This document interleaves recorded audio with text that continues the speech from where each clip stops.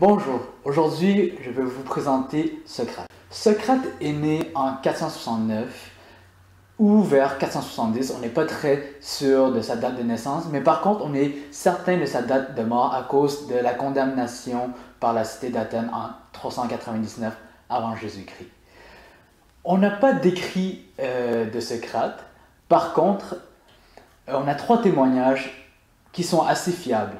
On a le témoignage d'Aristophane, le témoignage de Xénophon et bien sûr celui de Platon. Mais le problème ici, c'est qu'il n'y a aucun des témoignages qui concorde vraiment. Ce sont tous une présentation de Socrate selon un portrait très différent. Lors de sa condamnation à mort, Socrate sera accusé d'impiété envers les dieux traditionnels, de corruption de la jeunesse, notamment à cause d'Alcibiade, qui est un disciple de Socrate et qui va trahir Athènes deux fois, une fois pour Sparte et une fois pour les Perses. Donc, avec cette popularité négative d'Alcibiade, ça va se transmettre à son maître et on va aussi l'accuser pour cela.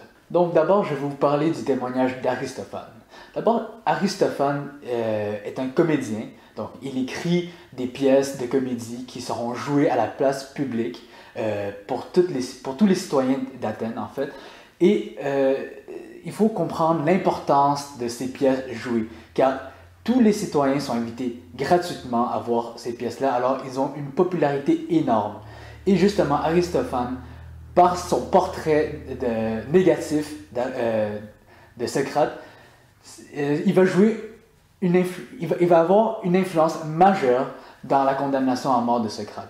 La pièce qui aura la plus d'influence dans la condamnation de Socrate, c'est la pièce que Aristophane dédie complètement au personnage de Socrate. C'est la pièce qui est intitulée « Les Nuées ». Dans Les Nuées, Aristophane fait un portrait complètement ridicule de Socrate. Il est présenté comme un voleur qui n'hésite surtout pas à voler un manteau dès qu'il a l'occasion, comme un personnage complètement débile, complètement pauvre, et aussi comme un sophiste, c'est-à-dire qu'il aurait une rémunération pour son enseignement.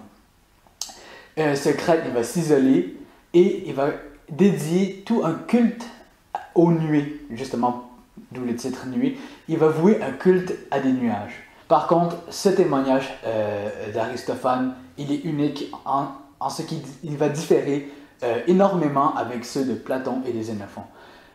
Pour Platon et Xénophon, Socrate n'est pas un sophiste, il n'a pas de salaire pour son enseignement et surtout, il ne va pas s'intéresser à la physique. Donc, il ne va pas s'intéresser aux nuages ou à n'importe quoi, il s'intéresse plutôt aux vertus.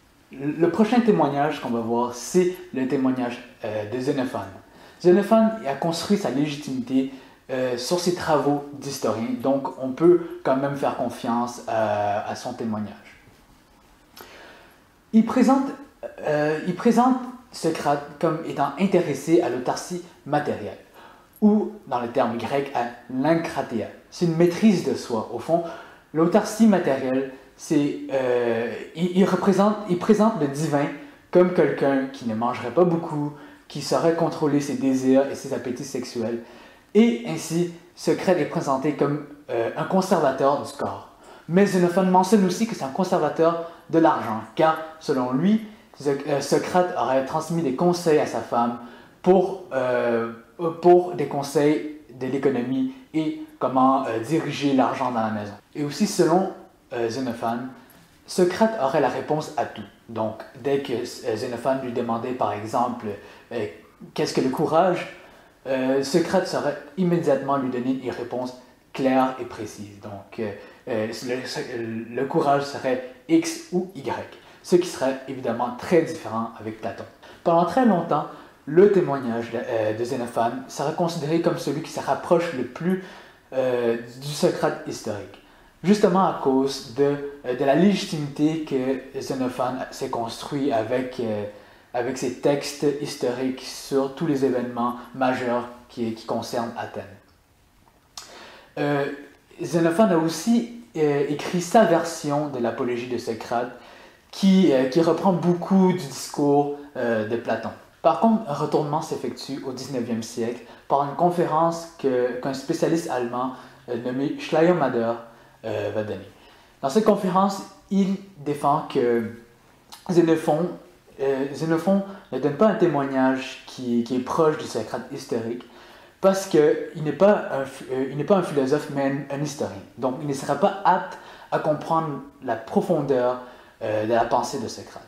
De plus, pour Schleiermacher, comment se ferait-il que Platon, un génie de la philosophie, se serait intéressé à Socrate si celui-ci aurait été dans l'autarcie matérielle? Parce que l'autarcie matérielle, ennuyeux, ce n'est qu'une maîtrise de soi. Donc, comment ça se ferait que l'un des plus grands philosophes aurait eu comme maître un penseur aussi ennuyeux? Ça, ce sont les mots de Schleiermacher. Ainsi, pour lui, la source fiable serait Platon. Le dernier grand témoignage du personnage socratique est celui de Platon, donc celui dont on est le plus habitué à entendre.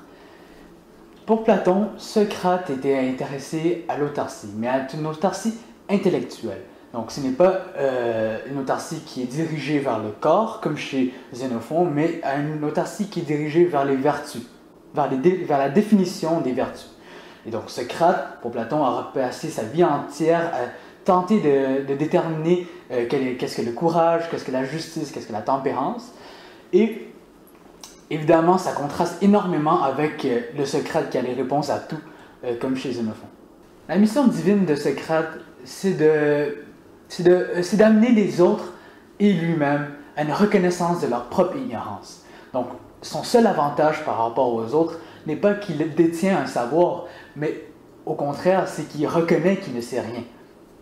Et toute sa vie va être orientée vers la destruction des fausses croyances qui dominaient le peuple d'Athènes à ce moment-là et de les acheminer vers la vérité. Tout ceci fait partie de ce qu'on appelle maintenant la méthode hellénique de Socrate.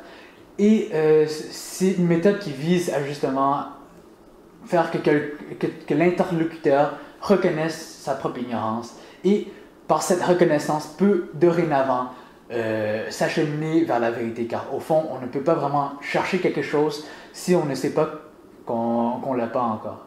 Les experts maintenant consentent majoritairement à ce que le portrait de Socrate, du vrai Socrate en guillemets, illustré par Platon, serait seulement dans ses dialogues de jeunesse.